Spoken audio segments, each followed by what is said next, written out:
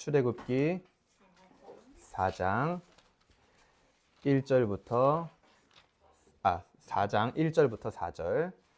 우리 한 절씩 돌아가면서 교독하고 마지막 4절은 함께 읽도록 하겠습니다. 4장 1절부터 제가 먼저 읽겠습니다. 모세가 대답하여 이르되 그러나 그들이 나를 믿지 아니하며 내 말을 듣지 아니하고 이르기를 여호와께서 너에게 나타나지 아니하셨다 하리이다. 여호와께서 그에게 이르시되 내 손에 있는 것이 무엇이냐 그가 이르되 지팡이니이다. 여호와께서 이르시되 그것을 땅에 던지라 하매 곧 땅에 던지니 그것이 뱀이 된지라. 모세가 뱀 앞에서 피하매 여호와께서 모세에게 이르시되 내 손을 내밀어 그 꼬리를 잡으라. 그가 손을 내밀어 그것을 잡으니 그의 손에서 지팡이가 된지라. 아멘. 오늘 이 제목처럼요, 오늘 중요한 말씀의 주제는 뭐냐? 순종이라는 주제입니다. 순종이라는 주제. 이 온전한 순종이라는 거는 모든 신앙인들의 뭐예요? 염원이에요. 그렇죠? 여러분도 온전히 하나님 앞에 순종하고 싶죠? 그런 마음이 많이 있을 거예요. 정상적인 신앙을 가진 분들이라면.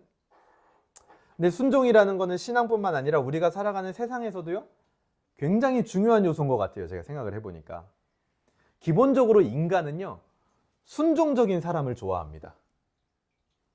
순종적이라는 게 어떤 내성적이라든지 능력이 없다든지 그런 요소들하고는 상관이 없는 거예요. 순종은 그런 게 아닙니다. 그것들은 순종의 특징이 아니라는 거죠. 그냥 성격인 거죠. 성격. 내성적인 성격이 있고 외향적인 성격이 있고 순종하고는 상관이 없는 거예요. 어떤 사람은 일을 처리할 때 공격적으로 처리하는 사람이 있어요. 굉장히 적극적으로. 근데 어떤 사람은 또 일을 처리할 때 방어적으로 소극적으로 처리하는 사람도 있습니다. 근데 어떤 유형이든 순종이라는 범주 내에서 일을 처리하는 사람을 같이 일하는 동료들은요, 좋아할 거예요. 근데 순종하지 않고 큰 맥락에서 같이 하기로 한 방향이 있는데 그거를 따르지 않고 자기 마음대로 하겠다?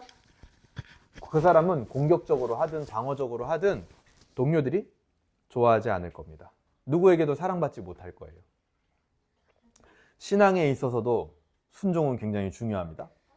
우리 신앙에 순종이 없다면 아무것도 시작될 수 없을 겁니다. 그래서 하나님은 반드시 사람의 순종을 통해서 일을 하십니다. 그래서 하나님은 어떤 면에서는 온전한 순종을 항상 기다리고 계신다라고 얘기할 수 있을 것 같아요. 근데 문제는 그 순종이 쉽다, 쉽지 않다? 쉽지 않다. 순종이 쉽지 않다. 순종해보려고 했던 사람은 알 거예요. 순종이 얼마나 쉽지 않은 건지. 그래서 신앙적 열심이 있는 사람일수록 바로 여러분이죠.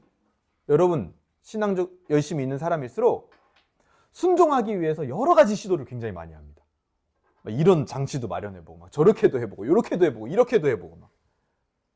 그러나 결과가 좋지 못할 때가 굉장히 많다라는 사실도 부정할 수 없을 거예요. 어떤 면에서는 순종하려고 정말 많이 노력해봤는데 거의 99%의 결과가 다 좋지 않았던 때도 있었을 겁니다. 그리고 그렇게 아마 느끼고 계시는 분들도 지금 있을 수도 있어요. 내가 순종하려고 진짜 열심히 신앙생활하는 동안 여러 가지를 해봤는데 잘 안 된다. 그리고 뭔가 내가 순종하는 것 같지만 또 항상 그 마음의 구석에 한 구석에 찝찝함, 뭔가 불완전하다, 그런 마음들이 여전히 남아있다라는 거죠. 우리에게. 그 이유가 뭘까요? 오늘 본문이 바로 그 순종에 대해서 이야기를 합니다. 그래서 오늘 말씀을 통해서 우리의 순종이 항상 잘했는데도 불구하고 불완전한 이유, 그리고 또 잘 안 되는 이유, 그리고 온전한 순종, 100%의 순종의 비결을 깨닫는 시간이 되기를 주님의 이름으로 소망합니다. 오늘 본문 한번 볼까요? 1절부터 쭉 내려가 가지고요 17절까지. 여기 첫 번째 파트입니다. 이게 뭐냐면 모세의 불순종이 나와요. 1절 볼까요? 모세가 대답하여 이르되.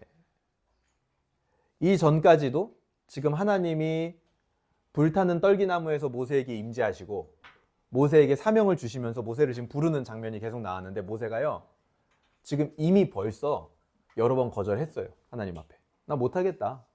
근데 오늘 4장 1절도 거절을 하면서, 좀 순화시켜서 말하면 하나님한테 계속 이의 제기를 하는 겁니다. 이거 안 될 것 같은데요? 오늘의 이 1절의 이의제기는 뭐냐면 이거예요. 그들이 나를 믿지 아니하며 내 말을 듣지 아니하고 이르기를 여호와께서 너에게 나타나지 아니하셨다. 무슨 너한테 하나님이 나타났냐. 거짓말하지 마라. 이렇게 얘기할 거라는 거예요. 자기에게 하나님이 나타났다는 것을 믿지 않을 거라는 거죠. 그래서 하나님은요, 2절에서 3절에 보시면 네 손에 있는 게 뭐냐? 지팡이입니다. 그랬더니 하나님이 3절에 그것을 땅에 던져라 하심에 곧 땅에 던지니 그것이 뱀이 된지라. 모세가 뱀 앞에서 피하매. 하나님께서는요, 모세의 지팡이를요 땅에 던지라고 하십니다. 그리고 그 지팡이는 뱀이 돼요. 그리고 그 뱀을 보고 모세는 어떻게 합니까? 피하죠. 여러분, 뱀이 나타나면 어떻게 하시겠어요? 피하겠죠. 도망가겠죠. 잡아요? 역시 본능을 거스르는 사람이 있는 거예요. 근데 뱀이 나타나면 피한다라는 거는 인간의 본능입니다. 그렇죠? 본능적 모습이에요. 4절 볼까요? 여호와께서 모세에게 이르시되, 아까 말한 것처럼 누군가는 잡는다 그랬죠? 하나님이 요청하신 게 그거예요. 손을 내밀어 그 꼬리를 잡으라. 그가 손을 내밀어 그것을 잡으니 그의 손에서 지팡이가 된지라. 게다가 잡는 부위가 어디예요? 꼬리. 제일 잡지 말아야 될 곳이 뱀 꼬리입니다. 여러분, 뱀을 잡으려면 뱀 머리를 잡아야지. 뱀 꼬리 잡으면 뱀한테 바로 물려요. 그러니까 인간의 이성과 상식을 벗어나는 행동인 거예요. 뭐가요? 하나님의 말씀이요. 그런데 그 하나님의 말씀을 따라 꼬리를 잡으니까 뱀은 곧 지팡이가 됩니다. 자, 여기서 딱 구분이 되는 거예요. 뭐냐면 뱀을 보고 피한 거, 그건 본능이고요. 꼬리를 잡는 거, 그건 하나님의 말씀입니다. 오늘 이게 중요해요. 본능과 하나님의 말씀이요 계속 부딪힙니다. 5절 보세요. 이는 그들에게 그들의 조상의 하나님, 아브라함의 하나님, 이삭의 하나님, 야곱의 하나님 여호와가 내게 나타난 줄을 믿게 하려고 이런 표적을 주는 거다. 너가 얘기했지. 그들이 내가 너에게 나타나지 않았을 거라고 얘기할 거라고. 그러면 그들에게 나 하나님이 너에게 모세에게 나타났다라는 걸 확실하게 믿게 하기 위해서 내가 지금 이런 표적을 주고 있는 거야 라고 하나님이 얘기하십니다. 그리고 6절에서 7절도 보면은요, 어떤 표적을 또 주십니까? 나병이 걸렸다가 갑자기 낫는 거. 그 표적도 주세요. 여기서 모세의 손을 딱 보니까 갑자기 그 손에 품에 한번 넣었다가 딱 꺼내보니까 나병이 나서 손이 하얗게 됐대요. 그래서 여기 성경에서 이 나병이라는 거는요, 문둥병을 뜻하기도 하고요. 여러분 혹시 그거 알아요? 건선? 막 그 살 굉장히 건조하게 되고 막 피도 나고 그런 거 있잖아요. 그런 걸 종합적으로 일컬어서 하여튼 나병이라고 해요. 그래서 모세가 품에 넣었다 딱 꺼내니까 이 손에 막 건선이 생겨버린 거야. 하얗게 막 각질이 떨어지고 깜짝 놀랐겠죠. 그래서 하나님이 다시 품에 넣었다 빼봐라 했더니 품에 넣었다 빼니까 어떻게 돼요? 그것이 낫는 것을 보게 됩니다. 그래서 이 두 번째 표적을 주신 이유는 뭐냐면 8절의 얘기예요. 여호와께서 이르시되 만일 그들이 너를 믿지 아니하며 그 처음 표적의 표징을 받지 아니하여도 나중 표적의 표징은 믿으리라. 그래서 두 번째도 준 거다. 이렇게 얘기하시는 겁니다. 그런데 9절에 보세요. 그들이 이 두 이적을 믿지 아니하며 내 말을 듣지 아니하거든 너는 나일 강물을 조금 떠다가 땅에 부으라. 내가 떠온 나일 강 강물이 땅에서 피가 되리라. 그런데 하나님이 지금 계속 말씀하시는 거예요. 그 두 가지 다 안 통할 수도 있다. 뭐? 지팡이가 뱀이 되는 거, 손에 나병이 걸렸다 낫는 거. 그 두 가지가 안 통할 수도 있으니까 그러면 나일강 물을 떠다가 땅에 부으면 그게 피가 되는 표적을 그들에게 보여줘라. 총 하나님이 지금 몇 가지 줬어요? 3가지를 준 겁니다. 그러니까 하나님이요, 지금 하나님의 이 말씀이 어때요? 첫 번째 거 보여주면 완전히 믿을 거야? 이렇게 말도 안 하세요? 두 번째 거 보여주면 그제서야 완전히 믿을 거야? 이렇게 말씀하신 것도 아닙니다. 세 번째까지도 보여주시면서 그 세 번째를 보여줘도 그들이 완전히 믿을 것이다 라는 보증은 해주고 계시질 않아요. 그냥 표정만 주실 뿐이지. 그러니까 굉장히 애매하게 그들이 믿을지 안 믿을지 결과를 명확하게 얘기해 주시지 않고 있는 겁니다. 왜 그럴까요? 지금 하나님 입장에서 중요한 거는 그 사람들이 믿느냐 안 믿느냐 그 반응보다도 모세가 순종하느냐 순종하지 않느냐 그것이 하나님에게는 굉장히 중요한 거기 때문에 하나님은요 그들의 반응에 대해서 확정적으로 이야기를 안 해주시는 거예요. 그런데 계속 모세는 뭘 하고 있어요? 그 사람들의 반응이 어떨지를 지금 신경을 쓰고 있다는 겁니다. 이게 바로 모세의 특징이었어요. 뭘 하고 있는? 불순종을 하고 있는 모세의 특징. 사람을 신경 쓰는 거예요. 하나님은 뭐가 중요해요? 모세가 순종하냐 안 하냐 그게 중요한 거예요. 사람들의 반응보다도. 10절 보세요. 그러고 나서 모세의 또 다른 변명이 나옵니다. 모세가 여호와께 아뢰되 오 주여 나는 본래 말을 잘하지 못하는 자니이다. 주께서는 주의 종에게 명령하신 후에도 역시 그러하니 나는 입이 뻣뻣하고 혀가 둔한 자니이다. 이렇게 나옵니다. 입이 뻣뻣하고 혀가 둔하다. 말을 잘하지 못하고 입이 뻣뻣하니 갈 수 없습니다. 이렇게 얘기를 하는 거죠. 자, 앞에 보세요. 입이 뻣뻣하고 혀가 둔하다라는 건 뭐예요? 아까 뱀을 보고 피한 것 같은 그런 본능이에요. 본능. 나 잘 말 못합니다. 그래서 못 가겠습니다. 당연히 내가 실력이 없으면 할 자신이 없는 건 본능이죠. 모세의 본능입니다. 근데 그것에 대해서 하나님이 뭐라고 하십니까? 11절 12절에 보면은 여호와께서 그에게 이르시되 누가 사람의 입을 지었냐? 누가 말 못하는 자나 못 듣는 자나 눈 밝은 자나 맹인이 되게 하느냐? 나 여호와가 아느냐? 이제 가라. 내가 너의 입과 함께 있어 할 말을 가르칠 것이다. 이건 뭐예요? 하나님의 말씀이에요. 지금 여기서도 본능과 말씀이 부딪히고 있죠. 나 말 잘 못해서 못 가겠습니다. 이건 본능이에요. 근데 하나님이 내가 너의 입과 함께 하겠다. 그러니까 가라. 이건 하나님의 말씀입니다. 두 가지가 부딪히고 있죠. 여기서 모세의 입이 뻣뻣했다라는 거는 여러 의미가 있습니다. 근데 제가 조사를 하다 보니까 재밌어요. 그 유대 전승에 이제 보게 되면 히브리인들의 전승에 보게 되면 모세가요 어렸을 때 그 뜨거운 석탄 있잖아요. 그거에 입을 딘 적이 있대요.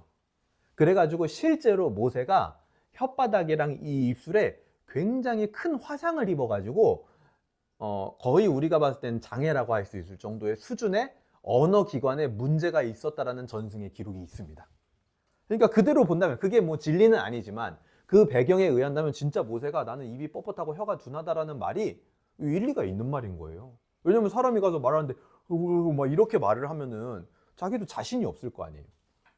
그리고 또 여러 가지 또 생각을 해보니까 이 혀가 둔하다라는 말은요 당사자 그 당사자가 식별할 수 없는 언어를 가리키기도 합니다. 예를 들어서 우리가 뭐 아프리카어를 알아들을 수 없다라고 할 때 그 아프리카어에 대해서 나의 혀가 둔합니다 이렇게 표현한다라는 거예요. 근데 모세가 여기서 혀가 둔하다라고 했다? 생각해보니까 모세가 태어나자마자 어디서 자랐어요? 애굽의 왕궁에서 자랐습니다. 그러니까 애굽 말은 잘하겠죠. 근데 히브리어는 어떨 수 있다? 익숙하지 않을 수 있다. 예를 들어서 우리 뭐 제1교포나 재미교포처럼 익숙하지 않을 수 있는 걸 좀 하긴 하겠죠. 근데 좀 어색한 부분이 있을 수 있는 겁니다. 그러니까 내가 말 못한다. 입이 뻣뻣하고 혀가 둔하다라는 말이 진짜 맞는 말인 거예요. 모세의 상황을 정확하게 표현한 겁니다. 그럼에도 하나님은요 이런 것들이 문제가 되지 않는다라는 거예요. 하나님에게는 뭐가 중요하다? 모세의 순종이 중요하다. 지금 모세가 입이 뻣뻣하고 혀가 둔하다라고 한 거는 핑계가 아니고요. 어떤 면에서 우리는 지금까지 이거를 핑계로 봤잖아요 많이. 근데 어떤 면에서는요 핑계가 아닐 수 있다고요. 진짜 현실일 수도 있다고요. 정말로 능력이 없고 정말로 그 실력이 없는 걸 수도 있어요. 그럼에도 불구하고 하나님은요 너의 순종이 훨씬 중요하다는 거. 그게 중요한 게 아니라는 거예요. 13절로 넘어갑니다. 그러니까 모세가 뭐라 그러냐면 모세가 이르되 오 주여 보낼 만한 자를 보내소서. 이게 약간 어떤 뉘앙스처럼 느껴지세요?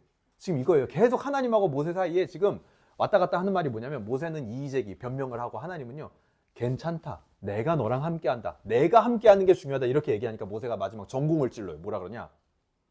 아니 하나님이 함께하는 게 중요한 거면 내가 아니어도 되겠네요? 그냥 아무나 데리고 가서 하나님이 함께하면 되지? 모세 머리 잘 돌아간다. 그렇죠? 말 잘하는 사람이에요. 그러니까 하나님이 함께하는 게 그렇게 중요하면 뭐 굳이 내가 안 가도 좀 다른 사람이 가고 그 사람한테 하나님이 함께하면 되지 않냐? 보낼 만한 자를 보내소서. 이 말 안에는 그 의미가 담겨 있는 거예요. 이건 뭡니까? 지금 모세의 본능이죠. 하나님이 함께 하시는 게 그렇게 중요하다고? 그럼 딴 사람 하면 되지? 이건 모세의 본능입니다. 아까부터 계속 부딪히고 있는 그 본능. 그러니까 14절부터 16절에 하나님이 뭐라 그러냐면 14절 보세요. 여호와께서 모세를 향하여 노하여 이르시되 레위 사람 내 형 아론이 있지 아니하냐? 그가 말 잘하는 것을 내가 아노라. 그가 너를 만나러 나오나니 그가 너를 볼 때에 그의 마음에 기쁨이 있을 것이라. 너는 그에게 말하고 그의 입에 할 말을 주라. 내가 내 입과 그의 입에 함께 있어서 너희들이 행할 일을 가르치리라. 그가 너를 대신하여 백성에게 말할 것이니 그는 내 입을 대신할 것이요 너는 그에게 하나님같이 되리라. 모세가 보낼 만한 사람 보내세요 이러니까 하나님이 뭐라 그러세요? 그럼 아론을 보내주겠다. 그리고 하나님이 함께 하겠다라는 말씀도 또 한 번 해주십니다. 이건 뭡니까? 그 모세의 본능, 보낼 만한 사람을 보내서 하는 모세의 본능과 대비되는 뭐예요? 하나님의 말씀이죠. 지금 본능과 말씀이 계속 부딪히고 있는 거예요. 이 장면은요, 성경 최초로 하나님이 개인 사람에게 분노하시는 장면입니다. 아론은요, 아마 말을 잘하는 사람이었던 것 같아요. 왜요? 아니 뭐 사람한테 인정받는 정도가 아니라 하나님이 아론을 이야기할 때 그가 말을 잘하는 걸 내가 안다. 하나님이 말할 때 말 잘한다라고 얘기할 정도면 얼마나 말을 잘했을까요? 진짜 기가 막히게 했겠죠. 그런데 여러분 잘 생각해 보세요. 그 말 잘하는 아론이 나중에 말 잘하는 그것을 가지고 뭘 합니까?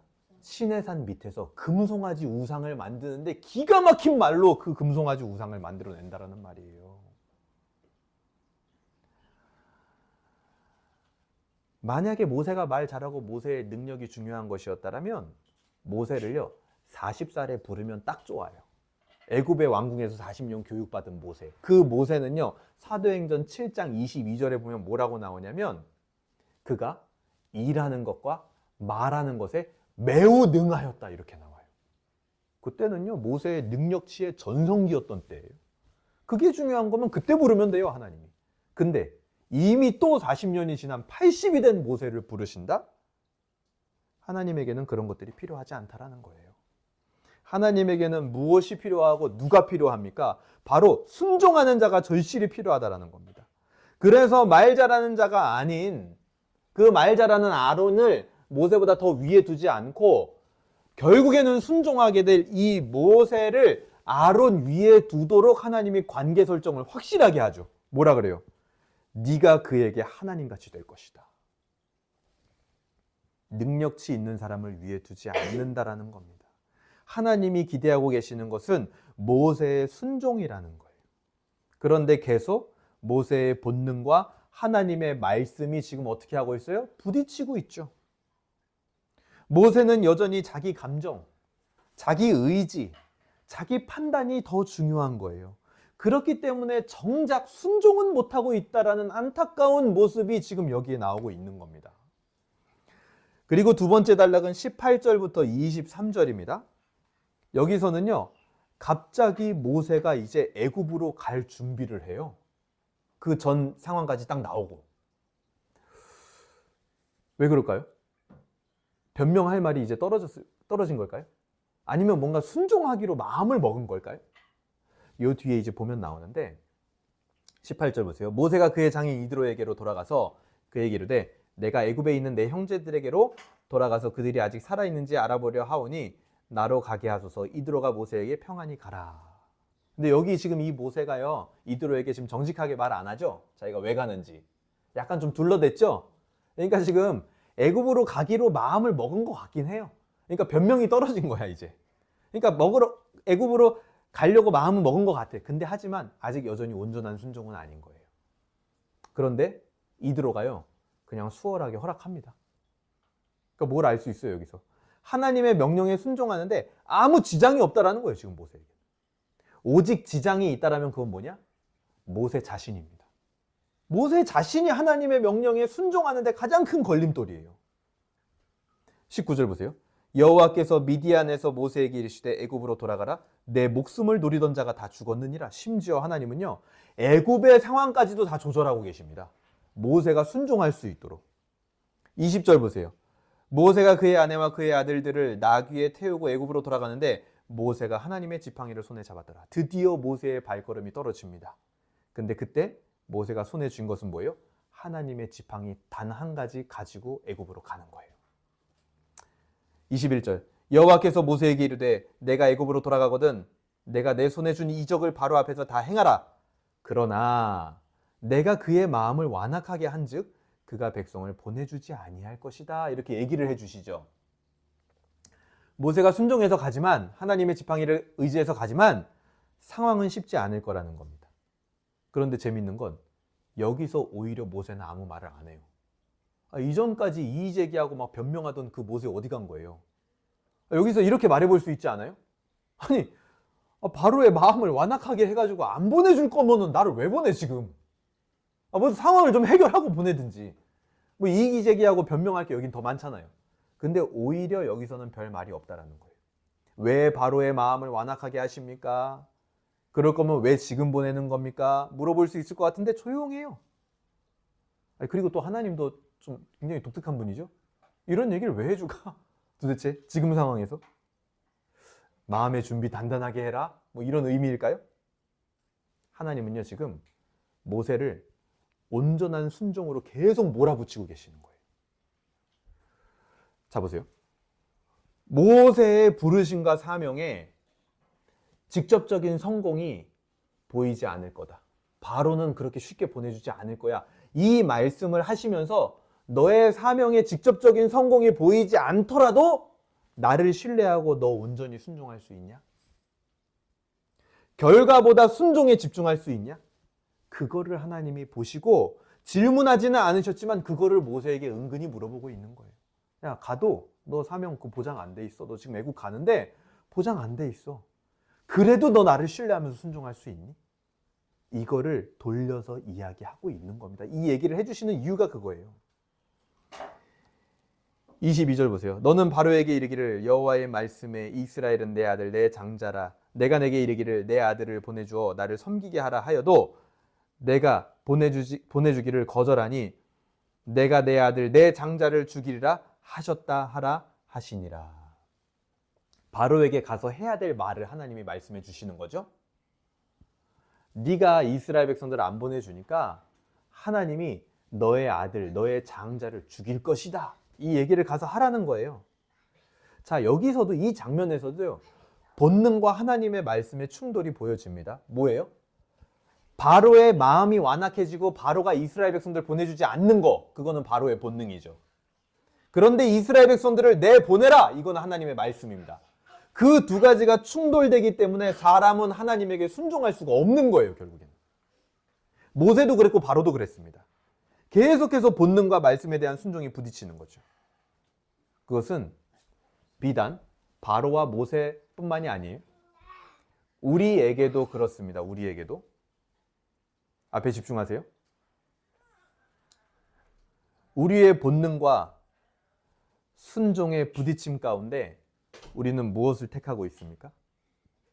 모세는요, 뱀의 꼬리를 잡으라고 했을 때 본능을 이겨내며 꼬리를 잡음으로써 순종하는 것 같았어요. 그런데 하지만 곧 다시 자기 본능에 따라서 불순종의 말과 행동을 했습니다. 우리는 오늘 설교에서요, 이런 모세의 순종, 어설픈 순종을, 완전하지 않은 순종을 뭐라고 부르냐면 율법적 순종이라고 부르기로 합니다. 이게 율법적 순종인 거예요. 순종하는 것 같지만 결국 그 뒤에 다시 불순종으로 가는 거죠. 하나님이 바라시는 순종은 이런 율법적 순종이 아닙니다. 왜요? 율법적 순종의 끝은 뭐냐? 결국 불순종이거든요. 모세도 계속 거부했죠. 꼬리를 잡는 것처럼 순종하는 것 같았어요. 근데 그 뒤에 보니까 또 거부하고 있다는 거예요. 이런 율법적 순종의 근원이 뭡니까? 바로 자기 중심적이라는 거예요. 순종을 하는데 자기 중심적으로 순종을 한다는 거예요. 그래서 율법적 순종을 하는 사람들은 반드시 자기에게 돌아오는 대가를 기대를 합니다. 또 자기 중심적 순종이기 때문에 상황에 쉽게 좌우가 됩니다. 근데 재미있는 건 세상은요, 이런 율법적 순종만 해도요, 인정받아요. 왜냐? 세상에서 중요한 건 순종을 했다라는, 그 행위를 했다라는 사실이지 마음의 중심이 중요한 건 아니거든요. 순종의 결과만을 요구한다라는 거죠, 이 세상은. 그렇게 율법적 순종을 요구하고 제공하다가 만약에 어떤 사람이 회사에서나 어디서 조직에서 불순종을 했어요. 그러면 어떻게 될까요? 그냥 교체하면 돼요. 그리고 다시 율법적 순종을 하는 사람으로 채워넣으면 됩니다. 그 사람의 마음이 어떻든 저떻든 하여튼 시키는 대로 하면 된다는 거예요. 그게 뭐예요? 세상의 문화입니다. 어떤 면에서는 율법적 순종만 해도 되니까 편할 수도 있죠. 내 마음이 꼭 그 사람을 지지하고 꼭 그 말한 대로 마음을 실어서 일해야 되는 게 아니라 그냥 겉모습만 해도 되니까 편할 수도 있을 거예요, 어쩌면. 하지만 그것이 하나님과의 관계, 신앙에서는 통하지 않는다라는 겁니다.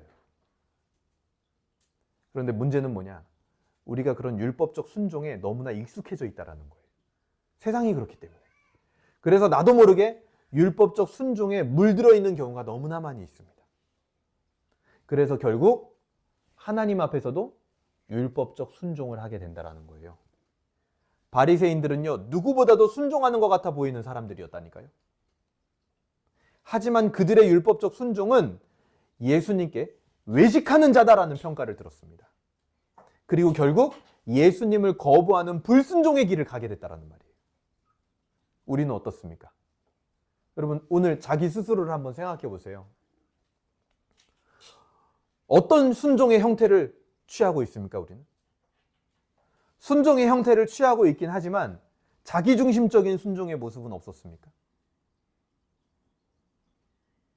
심지어 율법적 순종은요, 순종에 실패했을 때도 자기중심적 후회와 반성을 합니다. 그게 율법적 순종이에요. 내가 순종에 실패했어. 근데 그 실패한 것도 후회랑 반성을 하는데 굉장히 자기중심적 후회와 반성을 한다는 거예요. 그래서 순종에 실패한 자기의 감정과 우울감에 굉장히 깊게 빠져듭니다. 그거 자체가 뭐냐? 자기중심적이라는 거예요. 그거 자체가 뭐라고요? 율법적 순종이라고요. 그래서 결국 어떻게 됩니까? 나중에 가면 순종 자체를 그만두어 버려요. 불순종으로 가게 된다는 거죠. 이런 것들이 신앙 안에서 나타나는 율법적 순종들의 특징입니다, 여러분. 혹시 우리에게 그런 게 있지 않나요? 율법적 순종이 왜 무섭냐면요, 또 한 가지 얘기 드립니다. 굉장히 중독적이에요. 왜냐하면 마치 내가 순종하려고 노력하고 있다는 착각을 우리 안에 일으키기 때문에,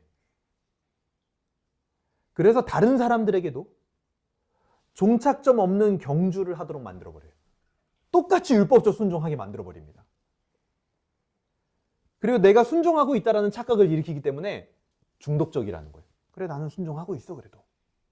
근데 사실은 그 내면과 깊숙한 곳에 보면 굉장히 자기중심적인 율법적 순종을 하고 있는 거죠. 그래서 이건요, 신앙에 있어서 제가 보니까 율법적 순종은요, 마약 같은 거예요. 중독됩니다. 한번 걸려들면 빠져나오기 힘들어요. 과연 그런 순종으로 하나님을 만족해 할 수 있을까요? 만족이 안 돼요. 그러니까 하나님이 모세에게 계속 확인하는 거예요. 애굽으로 가는 뉘앙스를 취했는데도 계속 확인하고 계시잖아요. 왜요? 모세의 모습이 그 율법적 순종의 모습이었거든요. 결국 율법적 순종에 빠진 사람들은요, 순종하면 하나님이 보여주시는 역사와 능력이 있거든요. 그거를요, 단 한 번도 보지 못합니다. 그래서 어떻게 되는 줄 아세요? 하나님의 역사와 능력을 자기가 경험하지 못하기 때문에 성경은 믿을 것이 못 된다라는 사고를 하는 지경에까지 이르게 됩니다. 나는 나름대로 순종했어. 그런데 하나님이 무슨 능력이나 역사 보여주는 거, 아니 그런 건 없어. 성경은 그냥 교훈일 뿐이야. 그냥 우리 삶의 보탬이 될 뿐이지. 성경을 믿지 않는 지경까지 이르른다고요. 자기가 온전한 순종을 해본 적이 없어서 하나님의 능력과 역사를 경험해보지 못하니까 그런 하나님의 능력과 역사가 경험될 수 있다는 사실을 믿지 못하는, 성경을 믿지 못하는 지경에 이르게 된다는 거예요. 이게 가장 무서운 지경입니다. 율법적 순종의 끝까지 가면 이 지경이 되는 거예요. 우리는요, 이 사실 앞에서, 이 진단 앞에서 솔직해져야 됩니다. 그리고 진실하게 마주해야 돼요. 내 영혼의 상태에 대해서. 그리고 진실하게 마주할 은혜를 달라고 간구하는 것부터 시작을 해야 됩니다. 여러분, 솔직해지세요. 나의 순종이 과연 온전한 순종이었는지 율법적 순종이었는지 솔직하게 받아들이셔야 된다는 거예요. 왜냐하면 온전한 순종으로 가는 시작은 바로 이것처럼 내가 율법적 순종 가운데 있었으며 온전한 순종을 할 능력이 없는 것을 깨닫고 인정하는 것, 그게 온전한 순종으로 가는 첫 번째 단계거든요. 인정해야 돼요, 우리는. 그것이 되어야만 온전한 순종. 앞으로 복음적 순종이라고 부르는 것으로 나아갈 수 있게 되는 겁니다. 24절부터 26절까지 이어서 볼까요? 이 장면이 모세가 온전한 순종으로 나아가게 되는 핵심적인 장면입니다. 24절 보세요. 모세가 길을 가다가 숙소에 있을 때 여호와께서 그를 만나사 그를 죽이려 하신지라. 여기서요, 죽이려 하신지라라는 이 표현은요, 영어로 말하면 try 했다는 거예요. 시도했다는, 그러니까 실제로 한 건 아니라는 거예요. 그리고 실제로 하나님이 그것을 행하기까지 상당한 텀을 주시죠. 바로 죽이는 거 아니죠. 하나님이 죽이려면 바로 죽일 수 있었을까요? 없었을까요? 있었겠죠. 근데 꼭 굳이 그렇게 안 해요. 막 사람처럼 하신단 말이에요. 왜 그러실까요? 그 의미는 뭐냐면 죽지 않을 수 있는 그 요건을 충족시킬 수 있는 행할 시간을 주시고 암묵적으로 그렇게 하도록 지금 유도를 하고 있는 겁니다. 하나님이. 여기에서는 무엇을 유도하고 있습니까? 할례를 유도하고 있어요. 지금 그 뒤에 내용을 보면. 하나님에게 있어서 할례의 여부가 그만큼 중요하다는 겁니다. 지금 애굽으로 모세가 순종하여 가고 있는 것 같지만 여전히 부족했다라는 걸 우리가 알 수 있는 거예요. 이 부분을 보면서 아, 할례가 부족했구나. 모세는 율법적 순종에 그치고 있는 사람이었을 뿐이구나. 그래서 그 순종이 되지 않았을 때도 후회와 반성을 하는데 자기 감정, 자기 중심적인 후회와 반성을 하는 그 율법적 순종 가운데 거하는 사람이었구나 라는 걸 우리가 알 수 있는 겁니다. 아들에게 할례를 행하는 것은 모세에게 꼭 필요했던 겁니다. 그래야 모세는 온전해질 수 있었어요. 그래야만 온전한 순종이 되는 겁니다. 창세기 17장 9절에서 14절에 보게 되면요, 아브라함의 후손들에게 할례가 얼마나 중요한 것인지를 보여줍니다. 하나님이 뭐라 그러냐면요, 너희 자녀들을 난지 8일 만에 할례를 해라. 그렇지 않으면 내 백성 가운데서 끊어지리라. 이렇게 굉장히 중요한 요소로 정해주셨어요. 하나님께서 아브라함에게 요청하신 온전함의 조건, 유일하게 딱 하나, 할례였습니다. 할례. 여기서 중요한지 이거를 이해를 잘해야 됩니다. 이제 여기서 중요한 지점은 할례 그 자체의 행위가 중요하다 이거 아니에요. 그래서 우리가 온전한 순종 되려면 뭔가를 해야 되는구나 이렇게 가면은 그건 또 율법적 순종 되는 거예요. 여기서 할례가 의미하는 게 뭐냐 이거를 깨달아야 되는 거예요. 할례라는 그 자체의 행위가 중요한 것이라기보다도 중요한 것은 그것이 할례가 하나님의 언약이었기 때문에 의미가 있어진다라는 겁니다. 아브라함의 자손이 온전한 하나님의 백성이 되는 것은 하나님의 언약으로 가는게 되는 거라는 거죠. 언약. 그 언약이 하나님이 보시기에 온전한 뭐예요? 순종의 요건이라는 겁니다.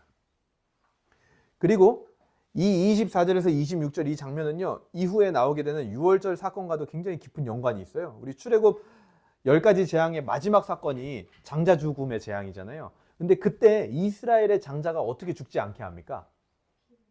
피를 문설주와 문 임방에 발라가지고 죽음이 건너가도록. 그래서 그걸 유월절이라고 하잖아요. 왜 이거랑 연결이 돼 있냐면 25절에 보세요. 십보라가 모세의 아내입니다.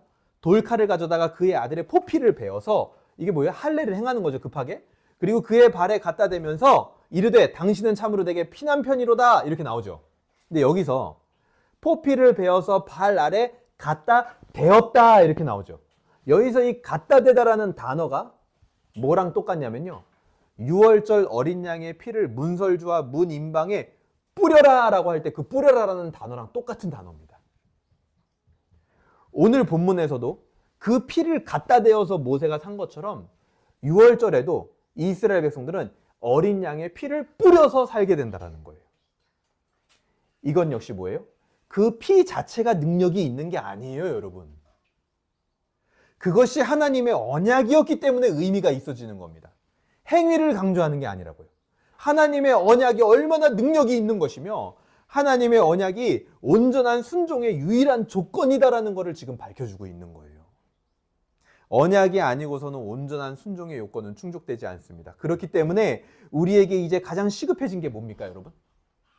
순종하려면? 온전한 순종하려면? 뭐 하는 거? 이게 시급한 거 아니에요. 우리에게 순종한 건 중요한 건 언약입니다. 언약. 순종도요, 우리는 보통 어떤 행위를 생각을 하죠. 아니라는 거예요. 그거 우리 다 틀린 개념이에요.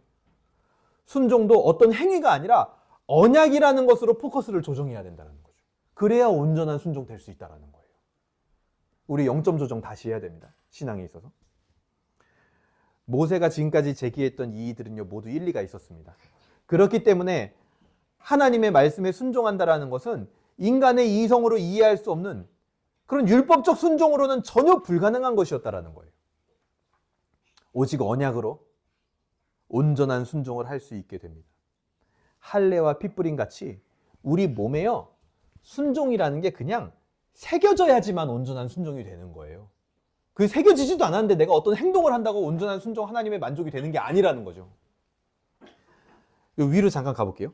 11절에 보시면 재밌는 표현이 나와요. 여호와께서 그에게 이르시되 누가 사람의 입을 지었느냐, 누가 말 못하는 자냐, 못 듣는 자냐, 눈 밝은 자나 맹인이 되게 하였느냐 하고, 눈 밝은 자라는 표현이 나오죠. 눈을 밝게 하다. 이 표현이요, 어떤 거랑 똑같냐면 앞에 아담과 하와가 선악과를 먹으면 눈이 밝아질 것이다 라고 사탄이 이야기를 하죠. 뱀이.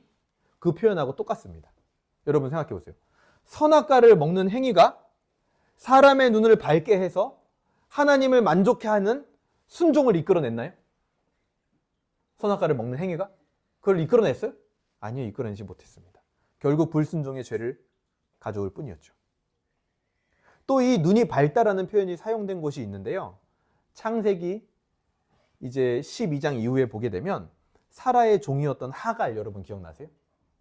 사라가 하갈에게 애 낳으라고 하잖아요, 아브라함한테. 그래가지고 그렇게 해서 애 낳았더니 어떻게 됐습니까? 결국 집에서 쫓겨났죠. 하갈이 집에서 쫓겨나가지고 죽어가던 중에, 그 하갈이 죽기 직전이었는데 하갈의 눈을 밝게 해서 우물물을 보실 수 있도록 하나님이 그 하갈의 눈을 열어주셨다라고 할 때 이 눈을 밝게 하다라는 표현이 사용이 됩니다. 마찬가지, 오직 하나님만이 율법적 순종으로 죽어가던 우리를 하갈처럼 눈을 밝게 해서 온전한 복음적 순종이라는 우물을 보게 하실 수 있는 분이다라는 거예요. 하나님께서는요, 구약에서요, 수많은 곳에서 이제는 조문으로, 글씨로 종이에다 써가지고 언약을 주시지 않고 너희의 마음에 언약을 새겨버리겠다라고 약속을 해주셨습니다. 그것이 바로 뭐예요? 새 언약이죠. 그 새 언약으로 우리 마음에 들어오셔서 도저히 순종할 수 없는 우리의 온전한 순종이 되어주신 그분이 바로 누굽니까? 예수님이죠. 여러분 대답이 안 나와요? 따라해보세요. 예수 그리스도. 그분이 우리의 순종, 온전한 순종이 되어주시는 거예요. 예수 그리스도의 순종이 우리의 순종이 되어서 이제는 다시는 우리가 율법적 순종으로 가지 않게 하시는 겁니다. 우리는 이것을 바로 복음적 순종이라고 부르기로 합니다. 복음적 순종. 이 복음은요, 율법적 순종으로 마비된 세상과 신앙에서 우리를 건져내는 거예요. 아까 제가 율법적 순종 진단하는 거 말씀드렸죠. 솔직히 우리 얘기 아닙니까? 얼마나 무서운 이야기입니까, 그게. 결론까지 가게 되면. 근데 거기서 복음은 우리를 건져낸다라는 거예요. 이 복음적 순종을 만난 한 사람이 하나님이 찾는 사람이에요. 그 사람이 너무 필요해요, 하나님은. 오늘날 아직도 교회에서도 수많은 사람들이 율법적 순종에 빠져 있습니다. 이 세상은 다 율법적 순종을 요구해요. 근데 하나님에게 필요한 사람은 정말 이 복음적 순종을 깨달은 단 한 사람, 그 사람이 있으면 되는 거예요. 아까 말씀드렸죠. 율법적 순종의 근원이 뭐였습니까? 바로 자기 자신이라고 했죠. 그래서 실패했을 때도, 순종에 실패했을 때도 자기 자신에게 몰두하는 거, 우울감에 빠져들고, 난 실패했어, 또 순종에 실패했어, 우울해, 나는 아무것도 못하는 존재야. 그거 자체가 뭐냐면 자기 자신에게 지금 집중하고 있는 거예요. 그게 율법적 순종의 특징이라고 말씀을 드렸습니다. 근데 그것과 질적으로 다른 복음적 순종을 만났다라는 것은 어떤 것을 의미합니까? 복음적 순종은요, 순종에 대한 감정도 내 중심의 감정을 형성하지 않아요. 순종할 수 없는 나를 완전하게 채우시는 예수 그리스도를 중심으로 감정과 지식과 의지가 형성이 됩니다. 그래서 내가 순종의 행위에 실패했을 때에도 나의 감정이 어떠한지에서부터 옮겨서 내가 순종에 성공했을 때, 순종의 행위에 성공했을 때 예수 그리스도께서 얼마나 기쁘실까, 거기에 창념되고 거기에 사로잡히는 생각을 하는 중심으로 옮겨지는 거. 그게 바로 복음적 순종을 만난 자들의 특징입니다. 더 이상 내 중심의 사고를 하지 않아요. 순종에서. 예수님 중심의 사고를 한다라는 거예요. 오늘 말씀을 어떻게 적용해 볼 수 있을까요? 그 복음적 순종의 길에서요. 하나님은 모세에게 딱 한 가지를 주셨어요. 그게 뭐냐면 20절에 나오는 하나님의 지팡이입니다. 20절 우리 다시 한번 같이 읽어볼까요? 20절입니다. 시작! 모세가 그의 아내와 아들들을 나귀에 태우고 애굽으로 돌아가는데 모세가 하나님의 지팡이를 손에 잡았더라. 이거 하나 줬어요. 복음적 순종의 길을 가는 모세에게 하나님의 지팡이 딱 하나 준 겁니다. 이 지팡이는요, 원래 모세가 가지고 있었던 지팡이에요. 새롭게 무언가 주신 것이 아니라는 겁니다. 원래 모세가 능숙하게 사용했던 겁니다. 그것이 복음적 순종으로 순종의 행위를 읽어내는 하나님의 지팡이가 되었다라는 거예요. 우리에게요, 새로운 능력과 도구들이 필요할까요? 그렇지 않습니다. 원래 우리가 능숙하게 사용하던 능력을 하나님의 능력이 되게 하신다라는 거예요. 복음적 순종이라는 키를 우리의 삶에 꼽는 순간 우리의 지팡이는 하나님의 지팡이가 된다라는 거예요. 심지어 내가 하던 집안일도, 내가 하던 사역들도, 내가 하는 만남도, 아르바이트도, 사업도, 공부도 하잘것없는 모세의 지팡이가 아니라 하나님의 지팡이가 될 수 있다는 거예요. 뭐를 꽂으면? 복음적 순종이라는 그 키를 꽂으면 그것들로 우리는 복음적 순종의 결실을 보게 되는 겁니다. 새로운 게 아니에요. 어디서 새로운 거 찾지 마세요, 여러분. 그것들로 복음적 순종의 결실을 만나게 될 거예요. 그러니 새로운 능력이 갖춰지면 순종하겠다라는 그 고리타분한 말이 얼마나 말도 안 되는 말인지, 하나님에게 얼마나 먹히지 않는 말인지 우리가 이제 알게 되는 거죠. 그래서 오늘 적용을 세 가지로 정리해 보면 좋겠어요. 나에게 주어진 하나님의 지팡이는 무엇인가? 다시 한번 생각해 보시길 바랍니다.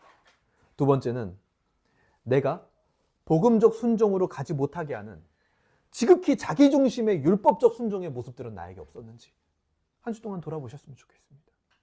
그런 모습들이 불쑥불쑥 나올 거예요, 아마. 그리고 마지막으로는 나는 복음적 순종에 거하고 있는가? 그렇다면 내가 교정해야 되는 생각은 무엇일까? 아까 제가 대표적으로 말씀드린 게 순종에 실패했을 때 우리의 반응이었어요. 율법적 순종은 순종에 실패했을 때 자기의 우울감, 자기의 실패감, 자기의 연약함에 집중한다고 했죠. 근데 복음적 순종은 뭐에 집중하게 한다고요? 내가 성공했을 때 예수 그리스도께서 얼마나 기쁘실까? 그것이 다시 우리를 순종의 자리로 가게 만들죠. 그거 외에도 내가 교정해야 될 것들이 있을 겁니다. 그거를 여러분들이 한번 한 주 동안 묵상해 보셨으면 좋겠어요. 오늘 이 말씀이 우리에게 주는 소망과 비전은 무엇입니까? 마지막 30절에서 31절입니다. 아론이 여호와께서 모세에게 이르신 모든 말씀을 전하고 그 백성 앞에서 이적을 행하니 31절 같이 읽어볼까요? 시작! 백성이 믿으며 여호와께서 이스라엘 자손을 찾으시고 그들의 고난을 살피셨다 함을 듣고 머리 숙여 경배하였더라. 이렇게 나오죠.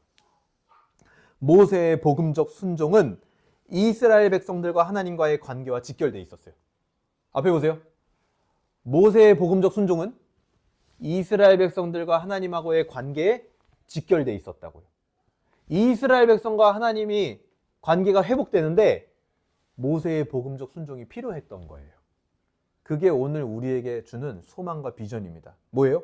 우리의 복음적 순종은 우리 개인의 인생이나 자유함 여기에만 그치는 거 아닙니다. 여러분, 복음적 순종은요, 우리를 엄청 자유롭게 해요.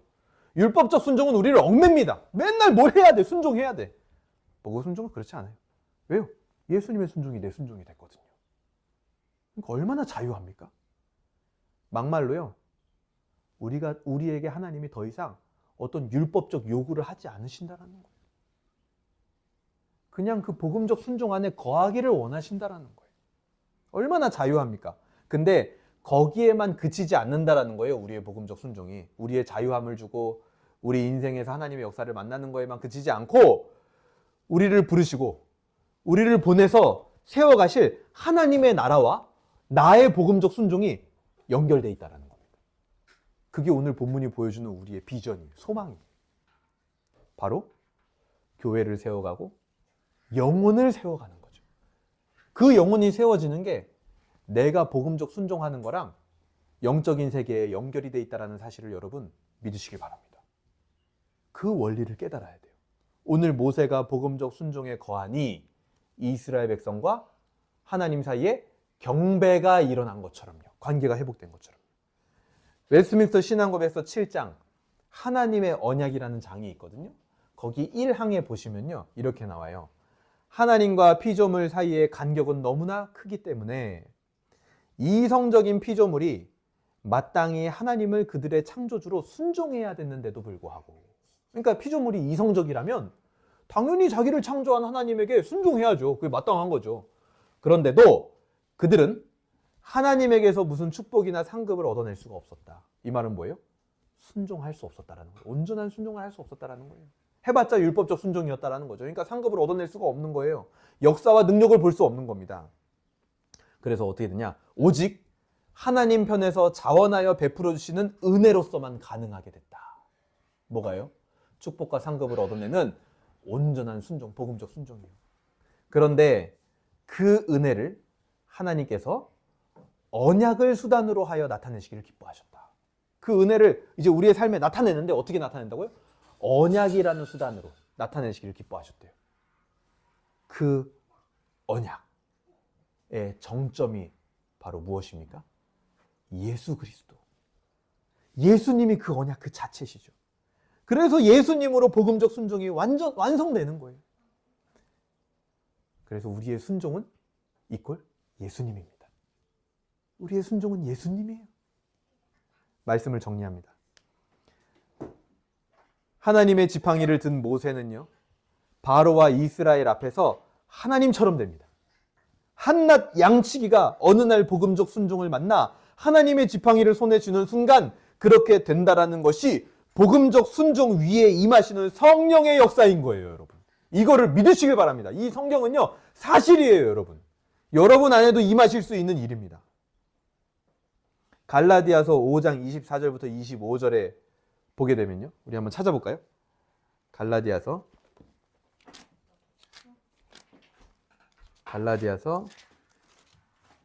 고갈앱 할 때 갈라디아서 5장 24절에서 25절 우리 찾으셨으면 함께 읽어보도록 하겠습니다. 2절 시작. 그리스도 예수의 사람들은 육체와 함께 그 정욕과 탐심을 십자가에 못 박았느니라.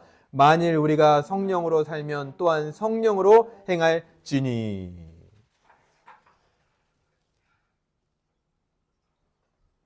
우리의 육체와 그 정욕과 탐심을 십자가에 못 박았다. 이게 뭡니까? 순종을 말하는 거예요. 순종. 바울은요, 그 복음적 순종을 일컬어 뭐라 그러냐면 25절에 우리가 성령으로 살면 이렇게 표현해요. 복음적 순종을요, 성령으로 산다 이렇게 표현하는 거예요. 초대교회 위에 임한 성령의 역사를 여러분 실제로 믿고 기대하시기를 바랍니다. 복음적 순종은요, 성령으로 사는 거예요. 그리고 그 성령께서 초대교회에 역사하셨다라는 사실을 여러분 믿으시길 바라요. 여러분도 마찬가지. 복음적 순종을 살면, 성령으로 살면 성령이 여러분에게 임하시고 그 능력이 나타나는 겁니다. 복음적 순종을 사모하는 한 주가 되기를 주님의 이름으로 소망합니다.